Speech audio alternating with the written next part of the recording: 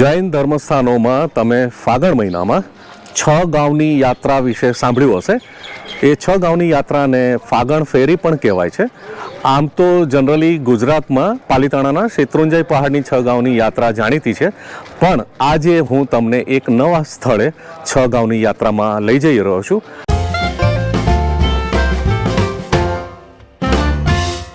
નમસ્કાર મિત્રો, હું છું શશિકાંત વાઘેલા અને ખબર અમદાવાદ ચેનલમાં આપ સૌનું હાર્દિક સ્વાગત કરું છું। આજે છે ફાગણ સુદ તેરસ, એટલે કે હોળી પહેલાના 2 દિવસ ફાગણ સુદ તેરસ, અને આજે તારીખ છે 12મી માર્ચ 2025। આજે હું આવ્યો છું પાટણ વાવ ગામની અંદર। પાટણ વાવ ગામ કે જે તાલુકો ધોરાજી, જિલ્લો રાજકોટની અંદર આવેલું છે, અને પાટણ વાવ ગામ એ ઓસમ હિલની તળેટીમાં આવેલું ગામ છે। ઓસમ હિલની તળેટીમાં છે ઢંકગીરી જૈન તીર્થ। એ જૈન તીર્થ તરફથી ઓસમ હિલ જૈન ટેમ્પલ ટ્રસ્ટ તરફથી દર ફાગણ સુદ તેરસના રોજ અહીં 6 ગાંવની યાત્રા થતી હોય છે, અને એ 6 ગાંવની યાત્રામાં ભાગ લેવા અત્યારે હું પાટણ વાવ ગામની અંદરના જિનાલય પર આવી પહોંચ્યો છું। બહાર રોડ પર જે આવેલું છે ઢંકગીરી જૈન તીર્થ, એ તો ઘણું વિશાળ 10 એકરમાં ફેલાયેલું વિશાળ તીર્થ છે, પણ જે ગામનું જે જૈન દેરાસર છે એ એક સાદા સીધા મકાનની અંદર આવેલું દેરાસર છે। એ તમને બતાવીશ ત્યારે તમને ખ્યાલ આવશે કે એક સાદા સીધા મકાનની અંદર જૈન દેરાસર બનેલું છે। અહીં પગે લાગીને અમારી ઢંકગીરીની 6 ગાંવની યાત્રા શરૂ થવાની છે। 6 ગાંવની યાત્રાને ફાગણ ફેરી પણ કહેવામાં આવે છે।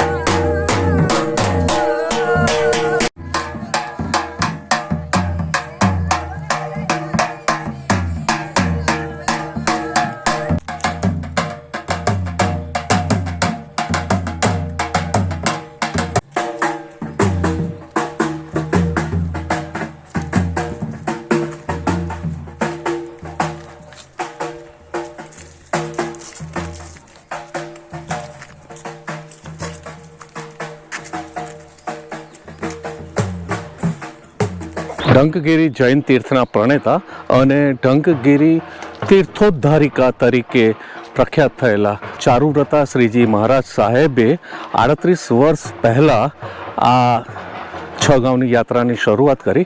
38 વર્ષથી નિયમિત ફાગણ સુદ તેરસના દિવસે આ યાત્રા યોજાય છે।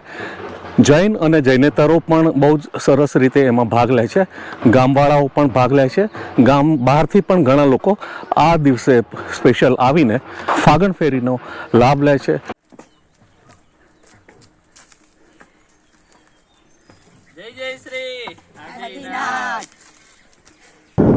ઢંકગીરી પહાડની જ્યારે તમે 6 ગાંવ યાત્રા ચાલુ કરો છો ત્યારે ગામના જે જિનાલય પરથી નીકળીને પહેલું સ્ટોપ આવે છે એ છે પીરના પગલાં।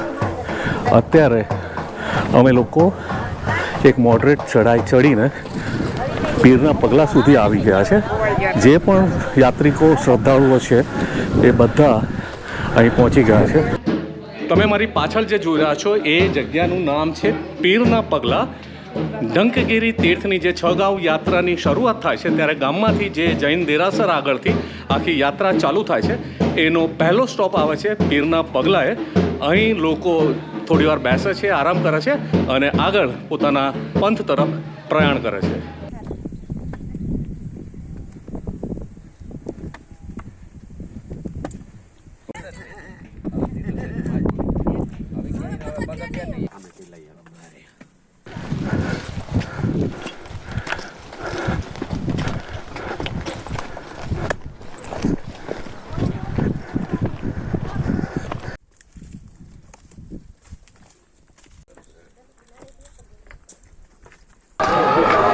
અત્યારે હું આવી ચૂક્યો છું શ્રી શાંતિ સ્નાત્રમય જિનાલય પર.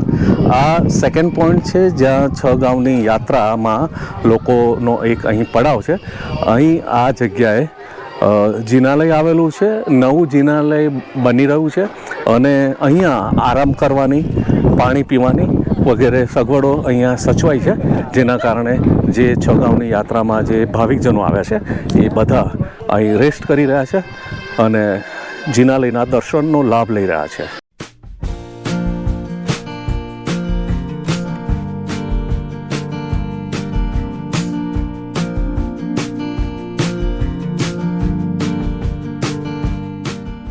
જિનાલયની બાજુમાં તમને જોવા મળશે એ જે ગોળાકાર જૂનું એન્શિયન્ટ સ્ટ્રક્ચર છે એ કહેવાય છે ભીમનો કોઠો.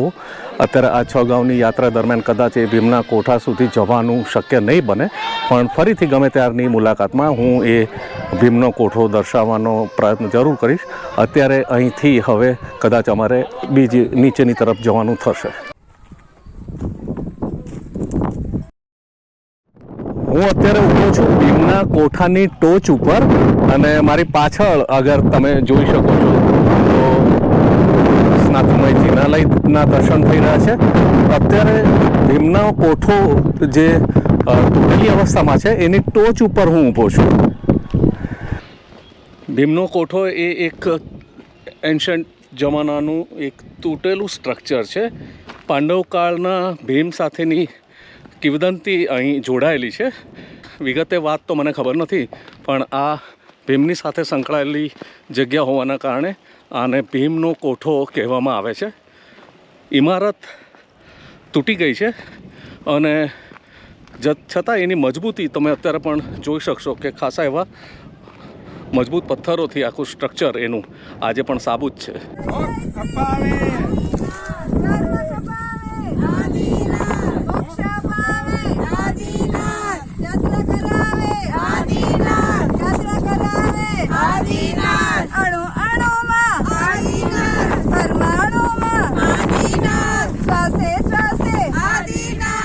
સવારે જ્યારે તમે યાત્રા શરૂ કરો ત્યારે હોંશમાં તમે સારું એવું માર્જિન કવર કરી શકો છો, પણ જેમ દિવસ ચડે તેમ તમને થાક, ગરમી અને પાણીની તરસનો અનુભવ થતો રહેશે. તેથી યાત્રા વખતે તમારી પાણીની બોટલ હંમેશા સાથે રાખજો.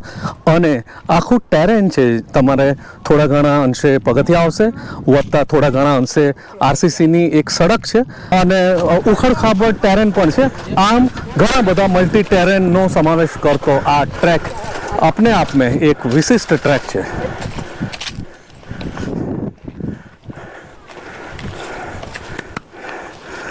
Thank you. आखा ओसम डूंगरनी ऊपर तमने ढगला बंध रायणना वृक्षो जोवा मळशे. आ फागणना महीनामां गरमीना सीजनमां रायणना वृक्षो रायणथी लची પડે છે. તમને પૂરતો સમય છે તો તમે રાયણના ઝાડ ઉપર ચડીને મધ મીઠી ઓર્ગેનિક રાયણ તોડીને એને ચાખવાનો સ્વાદ માણી શકશો. જ્યારે પણ ઓસમ ડુંગર ઉપર 6 ગાંવની યાત્રા કરવા આવો, ગરમીની સિઝનમાં આવો, ત્યારે અહીંની રાયણ જરૂર ચાખજો. પાટણવાવ ગામના ટીનેજર્સ પણ આ યાત્રામાં સામેલ થયા છે અને એ 4 ટીનેજર્સ છે. ભાઈ બહેન હોય એવી 2 જોડી, ટોટલ 4 જણા અહીં સમાવેશ છે અને આ લોકો છેલ્લા 5 વર્ષથી 6 ગાંવની યાત્રા કરી રહ્યા છે. આ 4 જણ છે પાટણવાવ ગામનું ભવિષ્ય, જે પોતે ધાર્મિક શ્રદ્ધાની સાથે એક એડવેન્ચર વાળી લાઈફ પણ જીવી રહ્યા છે. ઓસમ ડુંગરને ઢંકગીરી પણ કહેવાય છે અને ઢંકગીરી ઉપર પોતાનું આખું જીવન ન્યોછાવર કરીને, એના પર રિસર્ચ કરીને જે પોતે ઢંકગીરી તીર્થોદ્ધારક નામની જે પદવી પામ્યા એવા શ્રી ચારુવ્રતા શ્રીજી મહારાજ સાહેબે આ 6 ગાંવની યાત્રા શરૂ કરાવી અને આ આખા ઓસમ ડુંગર ઉપર એમની યશોગાથા એક જગ્યાએ લખાયેલી છે, કેમ કે એમણે આ પહાડ ઉપર ઘણું બધું વિચરણ કર્યું છે. ગરબા આપોઆપ ફૂટી નીકળે. આ જ વસ્તુ છે ગુજરાતીઓની મજા. અને અત્યારે પાટણ વાવની 6 ગામની યાત્રામાં તમે જોઈ રહ્યા છો કે જેટલા પણ શ્રદ્ધાળુઓ હતા, જેટલા પણ ભાવિકજનો છે, એ બધા અત્યારે ઢોલના તાલે ગરબાની મોજ માણી રહ્યા છે.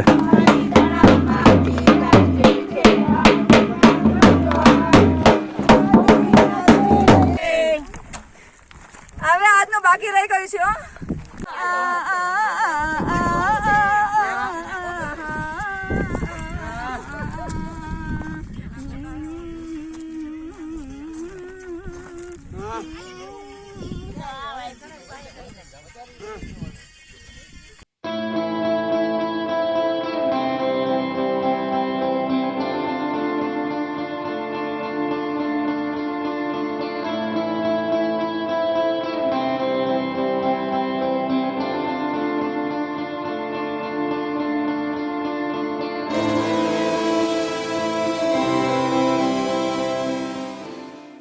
યાત્રા પૂરી કર્યા પછી દરેક ભાવિકજનોને થોડીક નાચવા ગાવાની ઈચ્છા થઈ અને અત્યારે એ લોકો ગરબા ગાઈ રહ્યા છે. ત્યારબાદ નાગિન ડાન્સ થઈ રહ્યો છે. ઢોલની તાલે બધા નાચી રહ્યા છે. સરવાળે મનુષ્ય જાત છે, એમને થોડુંક ધાર્મિક ક્રિયાઓ કે ધાર્મિક અનુષ્ઠાન પછી થોડીક મોજ મજા કરવાનો તો હક બને છે. આખરે અત્યારે બધા લોકો પોતપોતાનો નિજાનંદ માણી રહ્યા છે. શ્રદ્ધાનો વિષય હોય ત્યાં પુરાવાની જરૂર પડતી નથી. કુરાનમાં ક્યાંય પૈગંબરની સહી નથી. આવી આસ્થાની એક વાત તમને આ યાત્રા દરમિયાન કરવાની છે. જામનગર ભાણવડથી આવેલું એક ફેમિલી, 4 જણા, એમાંથી સૌથી સિનિયર મોસ્ટ 80 વર્ષના દાદીમાં, નામ એમનું મધુબેન. એમણે પણ આ તીર્થની યાત્રામાં, 6 ગામની યાત્રામાં ભાગ લઈ રહ્યા છે. એમણે પોતે આ વિશે શું માને છે એ આપણે પછી જાણીશું. પણ આ જોઈને કોઈને પણ પ્રેરણા મળે એ સ્વાભાવિક છે. જય જિનેન્દ્ર બધાઈને. હું ઓસમ ડુંગરનો યાત્રા કરવા નીકળી છું. આ પહેલી વખતની મારી યાત્રા છે. ભાણવડની વતની છું. મધુબેન હળવદિયા મારું નામ છે. ઉંમર મારી 80 એજ છે.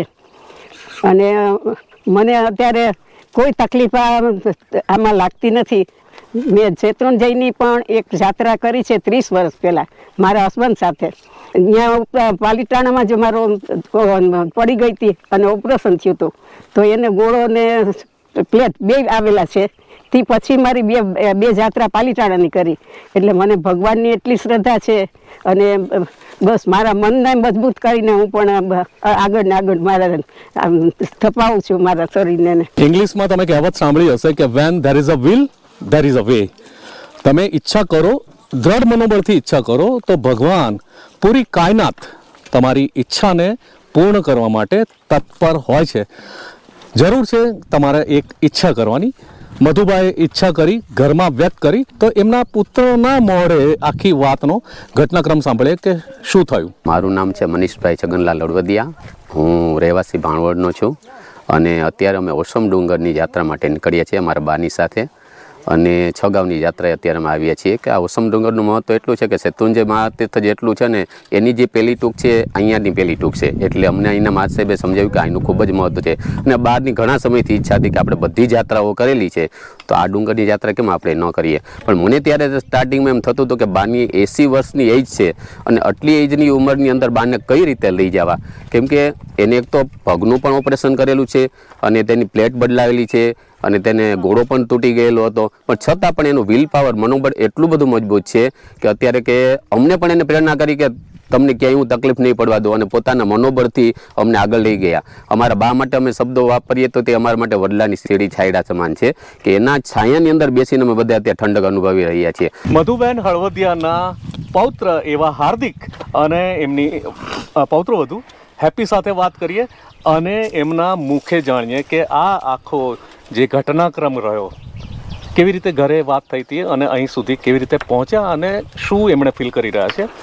હલો, જય જિનેન્દ્ર. મારું નામ હાર્દિક છે. જય જિનેન્દ્ર, હું હેપી મધુબેનના પૌત્ર વધુ છું અને અમે લોકો આ 6 ગામની જાત્રા કહેવાય જે ઓસમ ડુંગર ઉપર કરી રહ્યા છીએ. એ વર્ષોથી પાલીતાણામાં થાય છે અને અહીંયા બી થાય છે અને આ યાત્રા દર વર્ષે એક જ વાર થાય છે. તો અમે આ જૈન થઈને અમે એવું માનીએ છીએ કે અમારી માટે આ જાત્રાનું ખૂબ જ મહત્ત્વ છે, કેમ કે આ વર્ષે એકવાર થતી હોય છે તો અમે શું કામ આનું પુણ્ય ન લઈએ કે લાભ ન લઈએ. એવા અમારા બા છે જે વર્ષોના વર્ષ આટલા વર્ષથી જે તપસ્યા કરે છે અને આ બધી જાત્રાઓ કરીને ઘણું બધું એને પુણ્ય કમાયું છે. તો હવે અમે બી એવી આશા રાખીએ છીએ, એમના આશીર્વાદથી અમે આવી બધી જાત્રા કરતા રહીએ અને કરીએ છીએ. અમે ગઈકાલે રાત્રે 1:30 વાગે ઘરેથી નીકળ્યા અમારી 4 વ્હીલમાં અને ત્યાંથી બાને તો જો કે રાતની ઊંઘ પણ નથી થઈ, એ સૂતા બી નથી, પણ છતાંય એમનું એટલું મનોબળ મજબૂત છે કે એમને આ ઓસમ ડુંગરની જાત્રા કે મારે કરવી જ છે. અમે કીધું કે તમારાથી થાય તો કરો, અમે ના બી નથી પાડ તો બી કે ના હું કરી લઈશ એમ. એમને ખૂબ ખૂબ ધન્યવાદ છે. તો આ છે મધુબેન હળવદિયા, ઉંમર વર્ષ 80, જામનગર ભાણવડના રહેવાસી છે. આપણે જ્યારે અત્યારે નાની ઉંમરે 25, 30, 40 વર્ષની ઉંમરે જ્યારે તડકામાં પહાડ ઉપર ચાલવામાં જ્યારે આપણે ફેં ફાટી જતી હોય ત્યારે 80 વર્ષના આ સિનિયર સિટીઝન મહિલાને જ્યારે તમે ઉખડ ખાબડ રસ્તે, પથરીલા રસ્તે કોન્ફિડન્સ સાથે ચાલતા જુઓ, હાલાકી એમની સાથે એમના પુત્ર અને એમના પૌત્ર અને પૌત્રવધુ પણ સાથે છે, પણ તે છતાં જે રીતે કોન્ફિડન્સથી એમણે લાકડીના ટેકે આખી યાત્રા પૂરી કરી છે.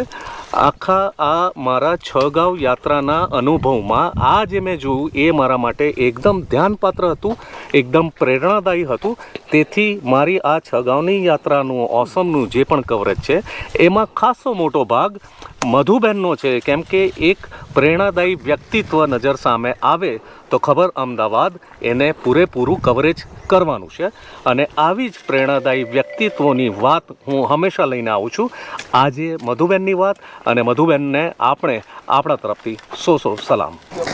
મિત્રો, આજે ઓસમ ડુંગરની 6 ગાંવની યાત્રાની સાથે સાથે પેરેલલ એક બીજો ટોપિક ચાલ્યો, જે હતો જામનગર ભાણવડથી આવેલા મધુબાનના 80 વર્ષની ઉંમરે કરેલી આ યાત્રા. આવા બંને ટોપિકના મિક્સ કરીને આ આખો એપિસોડ બન્યો. આ એપિસોડ આપને કેવો લાગ્યો એ બાબતે આપ મને જરૂર પ્રતિભાવ આપજો. આ સાથે હું શશિકાંત વાઘેલા આ એપિસોડને અહીં વિરામ આપું છું. આવા જ નવા સબ્જેક્ટ સાથેના કોઈક વિશિષ્ટ વિષય સાથે આપ બધાની સાથે ફરીથી મુલાકાત થશે. ત્યાં સુધી જય હિન્દ, જય ભારત, વંદે માતરમ.